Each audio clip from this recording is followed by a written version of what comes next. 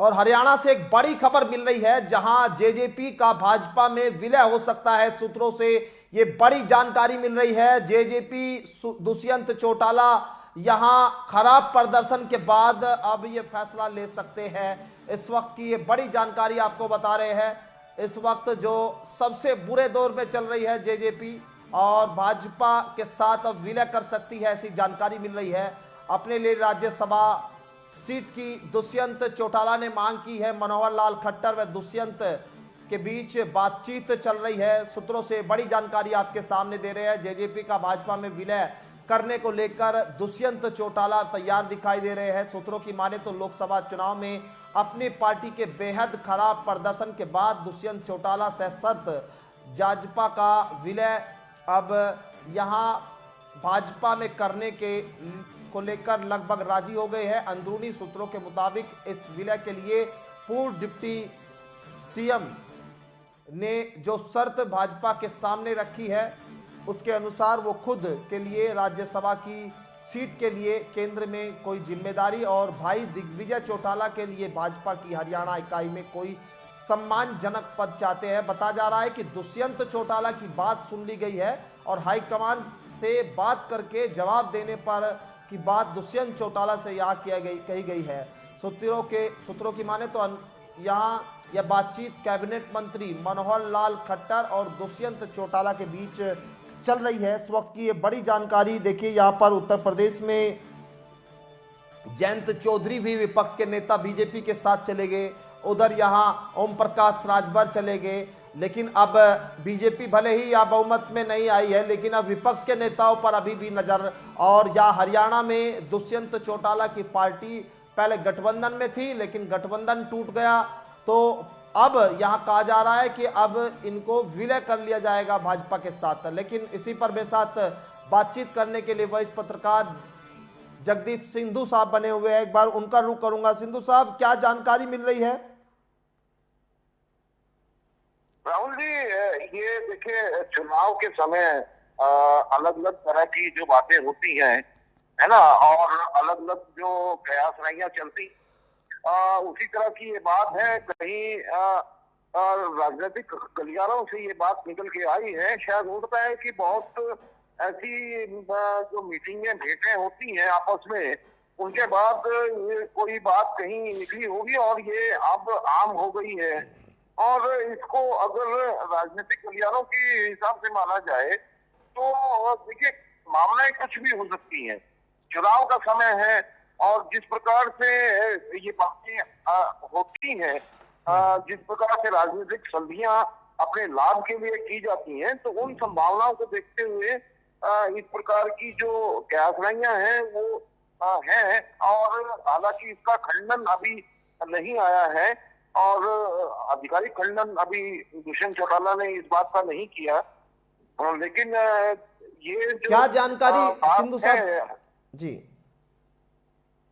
ये जो जानकारी आ रही है, ये कुछ ऐसे पुष्ट सूत्र हैं जहां से निकल के जानकारी आई है।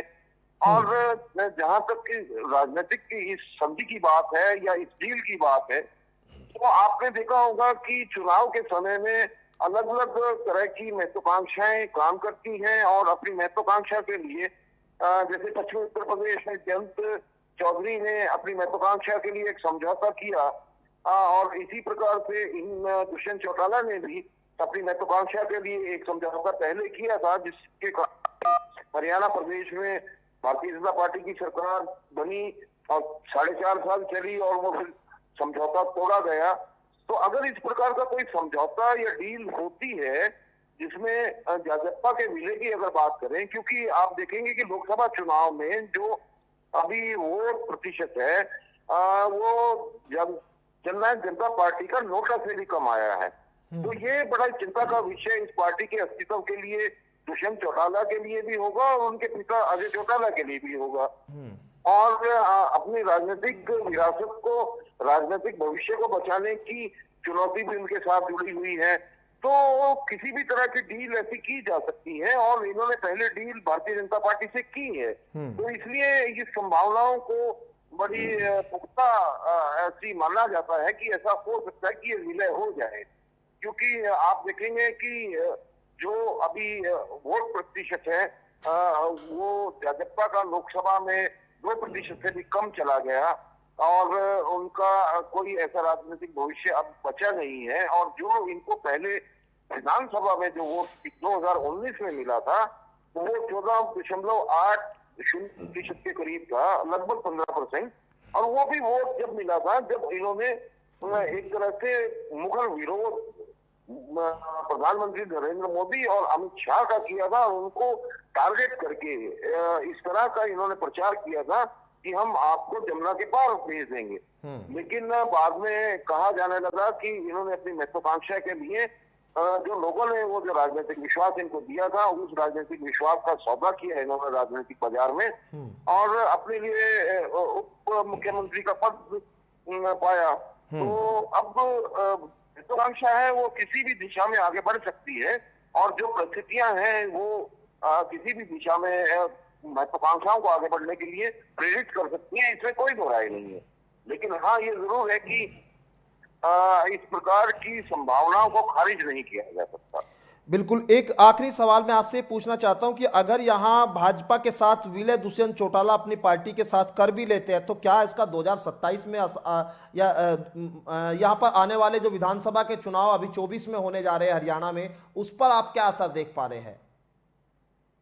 देखिए, भारतीय जनता पार्टी बड़ी कैलकुलेटेड पार्टी है और भारतीय जनता पार्टी में जो भी हरियाणा के बड़े नेता गए हैं और अभी कुछ दिन पहले हरियाणा की एक नेता किरण चौधरी कांग्रेस में अपने को रखते हुए और कांग्रेस से उन्होंने कांग्रेस को छोड़ के भारतीय जनता पार्टी का दामन थामा, क्योंकि उनकी अपनी बेटी के लिए उनकी महत्वाकांक्षा थी कि उसको लोकसभा का टिकट भिवानी और महेंद्रगढ़ हल्के से मिले, जो नहीं मिला।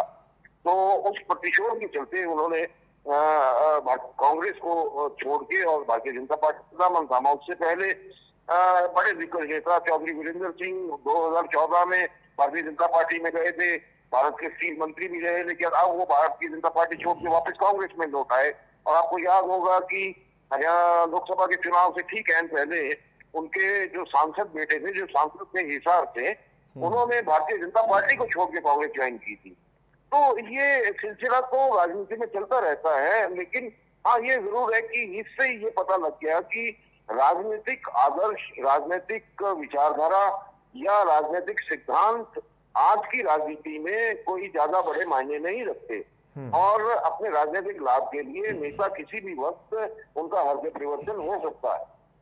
चलिए ठीक है। रही बात प्रभाव की कि हरियाणा में इनके विलय के बाद क्या प्रभाव होगा, तो भारतीय जनता पार्टी जिस तरह से लाभ हानि का आकलन करने के बाद ही आगे कदम बढ़ाती है, तो इसमें ये तय है कि जो हार इनको लोकसभा में मिली है और जो दरअसल में ये सिमट गए हैं लोकसभा में, उसको देखते हुए मुझे नहीं लगता कि भारतीय जनता पार्टी इस प्रकार का रिस्क लेना चाहेगी, जहां पहले से ही सेंटीमेंट भारतीय जनता पार्टी के खिलाफ तो है ही, साथ में भाजपा के खिलाफ भी बहुत है हरियाणा में।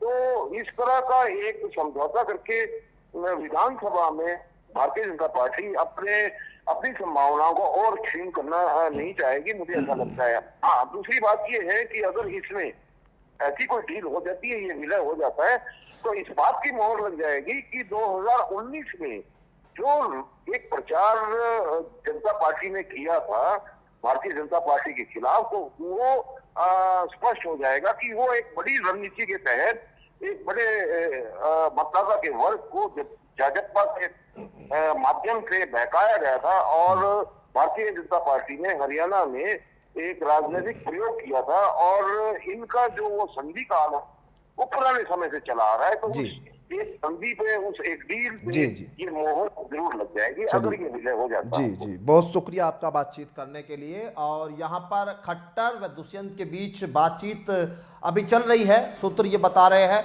लेकिन अब ये आखिरी सामने कब आएगा फाइनल जो यहाँ पर देखने को मिलेगा कि क्या ये जो विलय की बात सामने आ रही, क्या ये विलय अब बहुत जल्द होने वाला है और विधानसभा चुनाव जब हरियाणा में होने हैं उससे पहले इस तरह की खबरें आना एक तरह से यहाँ पर सियासत में बड़ी खबर भी हो सकती है।